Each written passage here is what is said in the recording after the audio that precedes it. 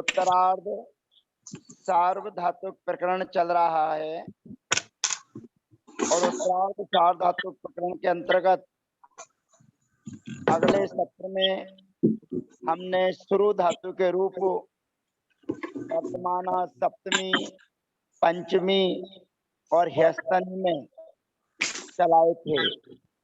शुरु धातु में अनविकरण नहीं हुआ, उसमें शुरुआत श्री से नु से नु विकरण हुआ और शुरू के स्थान पर आदेश होकर नए रूप बने थे।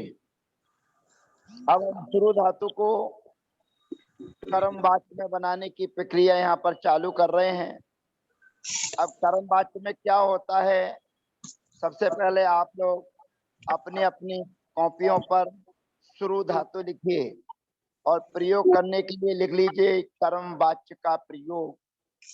शुरु धातु वर्तमान का आत्मनेपद का ते प्रत्यय लाइए, शुरु धनते।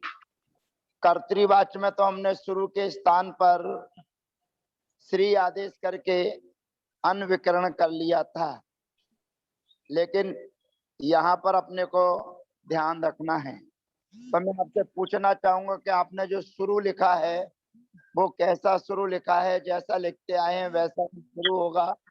सा में छोटे उ की मात्रा आपने लिखी होगी और ते प्रत्यय लेकर आए होंगे। अब कर्मवाच्य में मैं प्रयोग सिद्ध कर रहा हूँ और सार्वधातु के यण से यण विकरण आता है। आप अपनी कॉपी पर यण विकरण कर लीजिए और नकार का अनुबंध कर दीजिए। अब हमारी स्थिति है शुरू या और ते। शुरू या और ते हमारी स्थिति है। हम अनतिक्रम्यन विश्लेषित करके शुरू में रहने वाला जो छोटा ऊ है उसको निकाल के बाहर रखने के बाद में इसका ऊ या ते, ये हमारी स्थिति है और ये एक नया सूत्र है। अब हमने जो शुरू धातु को निकाल के बाहर रख लिया है, उस शुरू धातु में सर्वप्रथम ऊ है। ऊ जो है वो नामी है, नामी के अंतर्गत आता है और अंत में नामी है। तो अंत में नामी होते हुए यहाँ पर दर्शा रहा है, कहते नाम्यंता नाम यणाई इन नासी क्रियतेषु ये दीर्घः। नाम्यंता नाम यणाई इन नासी क्रियतेषु ये दीर्घः।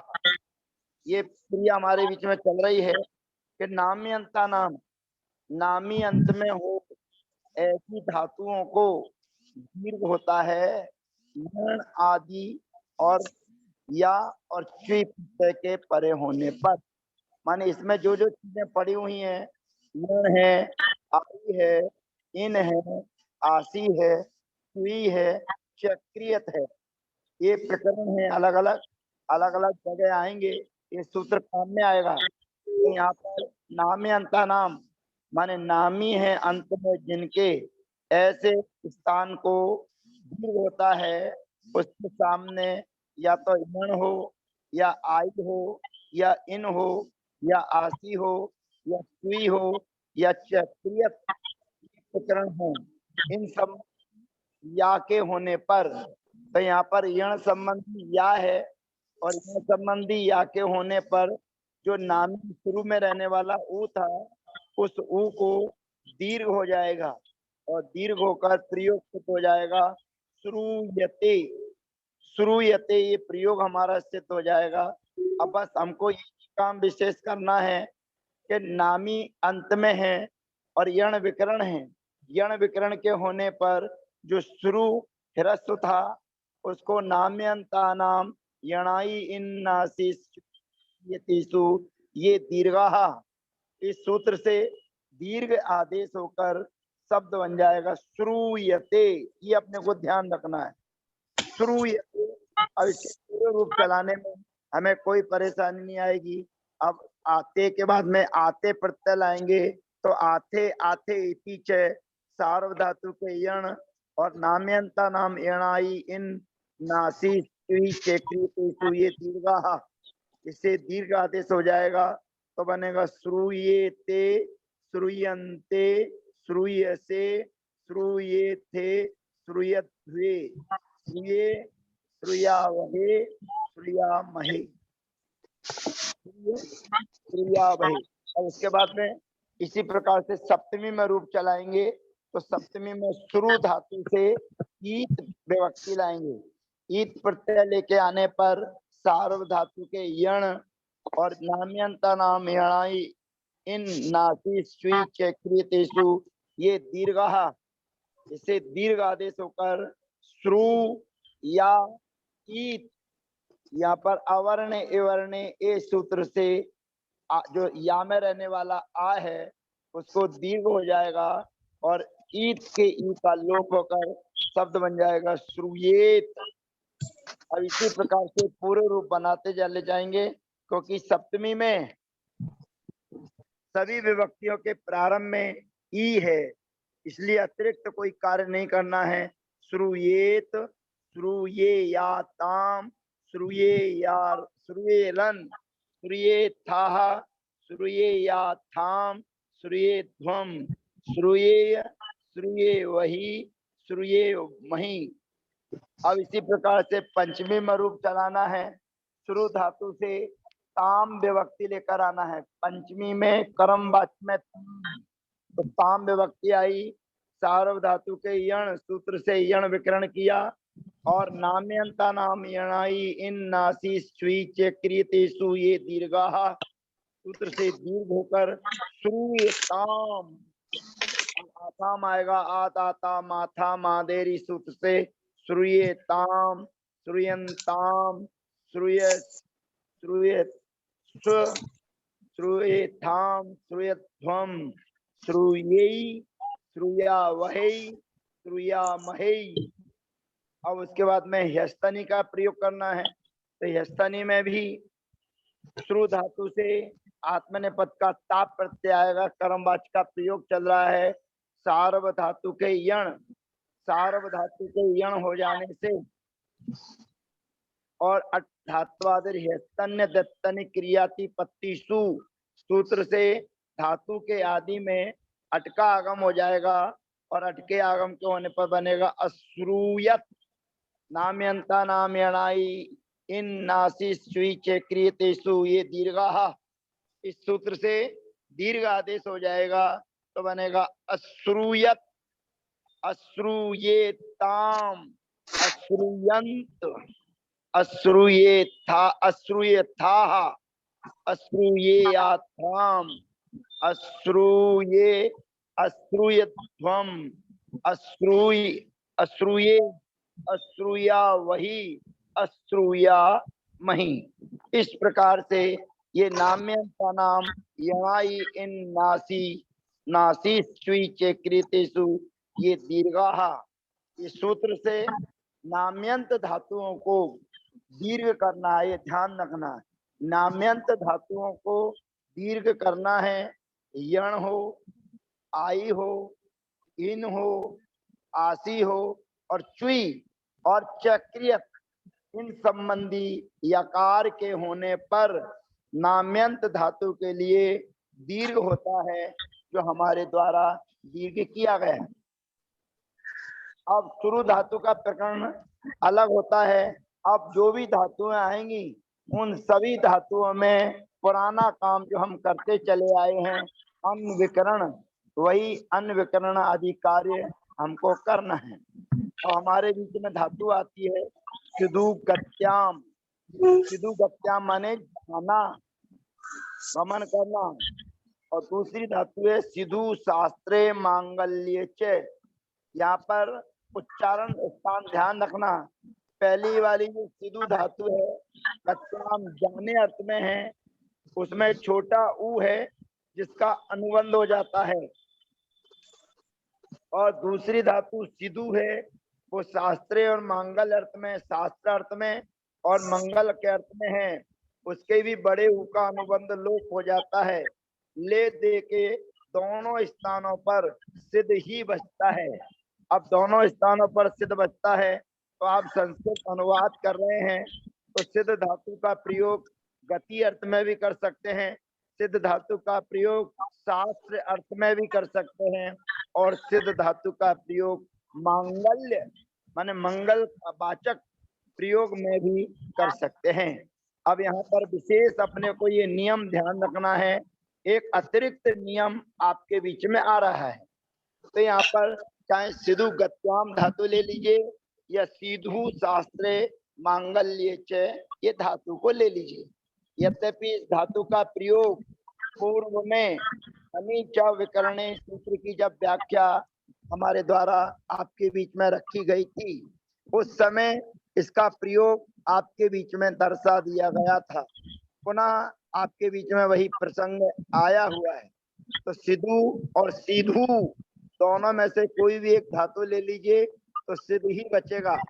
अब धातुओं में सबसे पहला नियम आपको ध्यान रखना है कि धातुओं के आदि में रहने वाला जो मूर्धन्य सा है उस मूर्धन्य सा के स्थान पर दंत सा हो जाता है। धातुओं के आदि में रहने वाला जो मूर्धन्य सा है उस मूर्धन्य सा के स्थान पर दंत सा आदेश हो जाता है। सूत्र आता है धातुवादेः सह सह, धातुवादेः सह सह।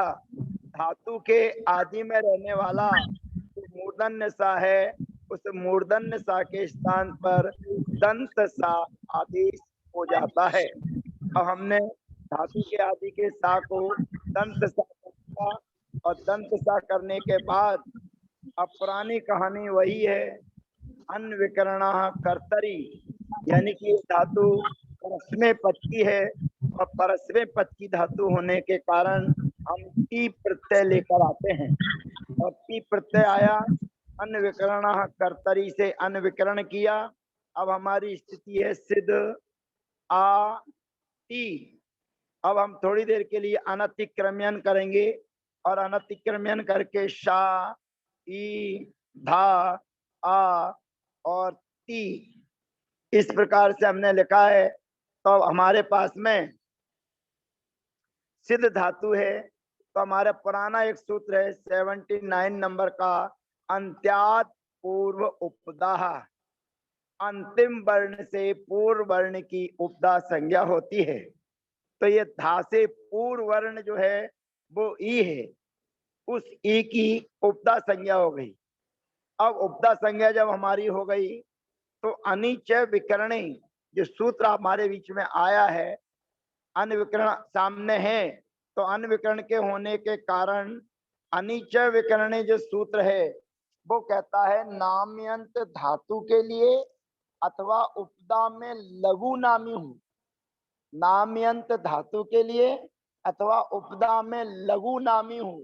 तो यहाँ पर जो ई है वो उपदा में है और लघु माने हिरस्व है, तो हिरस्व होने के कारण अनीच विकरणे से उसको गुण आदेश हो जाएगा। गुण आदेश का मतलब है ई के स्थान पर ए आदेश करना। अब ई के स्थान पर जब ए आदेश हो जाएगा और अब व्यंजन मत्सरम परवर्णम नयेत से सभी को परस्पर में जोड़ देंगे तो हमारा प्रयोग बन जाएगा सेधती। पुनः देखिएगा सेधती कैसे बना है, नया काम कुछ नहीं करना है, केवल धातुवादेः सह सह, धातु के आदि में रहने वाला जो मूर्धन्य सकार है उस मूर्धन्य सकार के स्थान पर दंत सकार आदेश हो जाएगा और दंत सकार आदेश होने पर धात्वादेश साथ से होकर अनविकरण हमने किया है और अनीच विकरण से अनविकरण किया। अनविकरण कर्तरी कर्तरी से हमने अनविकरण किया और अनीच विकरण से उपदा में रहने वाली जो छोटी ई है, ह्रस्व ई है, लघु ई है, उसको ए गुण कर दिया तो प्रयोग सिद्ध हो गया सेधती। अब शेष प्रयोगों को सिद्ध करने के लिए हमें किसी भी प्रकार की मेहनत करने की आवश्यकता नहीं है। सेधती, सेधता, सेधंती। अब इसमें अपने को ये विशेष ध्यान रखना है कि बीच में जो जो सूत्र नए लगते हैं वो हमको लगाते चलना है। जैसे रसकार योर विसृष्टा, यहाँ सेधता बनेगा विसर्ग के लिए। फिर असंध अक्षर योर रस तौ तल्लोपश्च, उस सूत्र के माध्यम से जो अंति का आ है उसका लोप हो जाएगा तो बनेगा सेधंती। फिर सेधसी, सेध था, सेधत, फिर मी प्रत्यय आएगा, अस्य वमोर दीर्घा लगेगा, सेधामी, सेधावाह, सेधामहा। अब आगे के प्रयोग सिद्ध करने के लिए अब हमें पुनः पुरानी कहानी चालू करना पड़ती है। सिद्ध धातु लेकर आइए। सप्तमी विभक्ति की विवक्षा में यात प्रत्यय या यात विभक्ति लेकर आए। धात्वादे सह सह से धातु के आदि में रहने वाला जो मूर्धन्य सा है उसके स्थान पर दंत आदेश किया, और दंत आदेश किए जाने पर अनविकरण कर्तरी से अनविकरण और अनीच विकरण से गुण से ए सा ए था आ यात। अब पुराना सूत्र जो सप्तमी में हम लगाते आए हैं, या शब्द से च सप्तम्य, सप्तम्य अर्थात सप्तमी विभक्ति का जो या है उस या के स्थान पर ई आदेश होता है। तो या के स्थान पर ई आदेश हो जाने पर अवर्ण इवर्ण ए करके प्रयोग बनेगा सेधेत। अब शेष प्रयोग चलते चले जाइए। सेधेत, सेधेताम। अब यहाँ पर युस विभक्ति आई है, याम युसो रियम्यूसौ। इस सूत्र के माध्यम से युस के स्थान पर युस आदेश हो जाएगा, अवर्ण इवर्ण ए लग जाएगा, रसकार योर विसृष्टा लग जाएगा तो बनेगा सेधे युहु। फिर सेधे, सेधेतम, सेधेत। अब यहाँ पर फिर यम याम आएगा तो याम के स्थान पर याम इसो रियम्यूसौ सूत्र से यम आदेश हो जाएगा, और अवर्ण इवर्ण ए होकर बनेगा सेधेयम, सेधेव और सेधेम। अब पंचमी में हमें इसका प्रयोग सिद्ध करना है, तो पंचमी में पुनः शुरू से कहानी हमको एक बार तो करना ही चाहिए। सिद्ध धातु से पंचमी में तू प्रत्यय आने पर अनविकरण धात्वादे सह सह सूत्र से धातु के आदि में रहने वाला जो मूर्धन्य सकार है उसके स्थान पर दंत सकार, और अनविकरण कर्तरी से अनविकरण और अनीच विकरणे से ई को ए गुण हो जाएगा तो पूरा प्रयोग बन जाएगा सेधतु। अब सेधतु बनने पर अब आशीषी तुयोस तातण व वक्तव्य, वो वार्तिक जो बीच में आई थी कि तू और ही के स्थान पर तातण आदेश होता है, तो तातण आदेश हो जाने पर बनेगा सेध तात। फिर उसके बाद में सेध ताम, सेधंतु। फिर ही विभक्ति आएगी तो सूत्र लगेगा हे रकारा दहनते। हे रकारा दहनते से ही का लोप हो जाएगा तो बनेगा सेध, सेधतम, सेधत। फिर आने विभक्ति आएगी अनविकरण कर्तरी, अनिच विकरण से गुण, और उसके बाद में समाना सवर्णे दीर्घी भवती परस्य लोपम सूत्र से बनेगा सेधानी, सेधाव, सेधाम।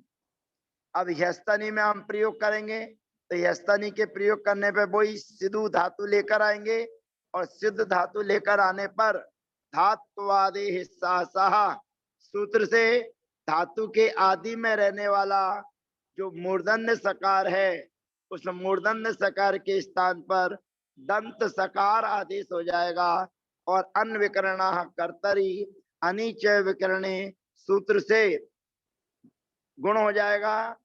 और जो दी विभक्ति लेकर आए हैं उसमें सबसे पहला काम हमको ई का अनुबंध करना है, तो दी में से ई का अनुबंध कर दिया और धातु के आदि में अट धात्वादिर्यस्तन्य क्रियाति पत्तिसु।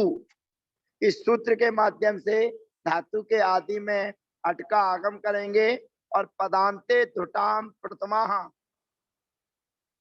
सूत्र से दकार के स्थान पर तकार आदेश हो जाएगा, शब्द सिद्ध हो जाएगा असेधत, असेधताम, असेधन, असेधा, असेधतम, असेधत।